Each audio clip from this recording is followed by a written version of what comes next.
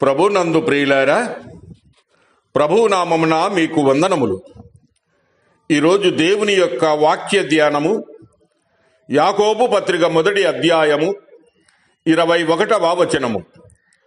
అందుచేత సమస్త కల్మషమును విర్రవీగుచున్న దుష్టత్వమును మాని లోపల నాటబడి మీ ఆత్మను రక్షించుటకు శక్తిగల వాక్యమును సాత్వికముతో అంగీకరించుడి. దేవుడి ఈ మాటలు దీవించి ఆశీర్వదించునుగాక. గమనించండి ప్రియులారా, వాక్యము నాటిన విత్తు, మార్పు తెచ్చే విత్తనము. మన హృదయములో నాటిన వాక్యము విత్తిన గింజలా ఎదుగుతూ ఉంది.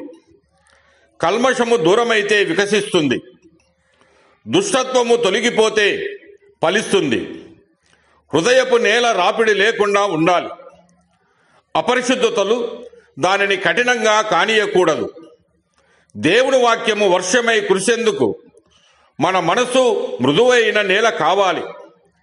సాత్వికముతో అంగీకరించినప్పుడు ఆ దేవదేవుని వాక్యము మన ఆత్మను చిగురింపజేస్తుంది.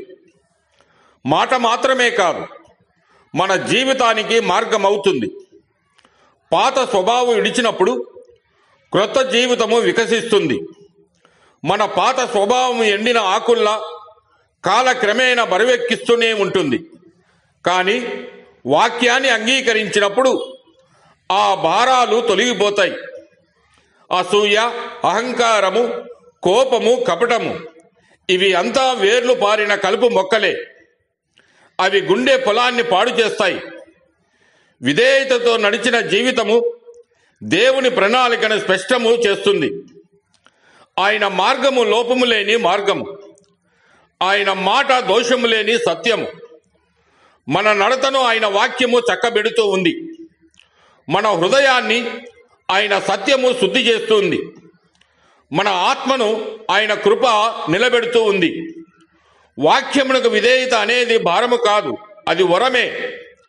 వాక్యమునకు విధేయత అనేది పరిమితము కాదు, స్వేచ్ఛ. వాక్యమునకు విధేయత అనేది పాలన కాదు, పరిపూర్ణ జీవితము. ప్రియ సహోదర సహోదరి, వాక్యము వినడానికి మాత్రమే కాదు, వాక్య ప్రకారం జీవించడానికి మనము పిలువబడి ఉన్నాం. హృదయపు నేలను పరిశీలించండి. కల్మషము, అసూయ, కోపము, వ్యర్థత ఇవి ఉంటే వాక్యము ఎదగదు. వాటికి దూరముగా తీసి పారేయండి.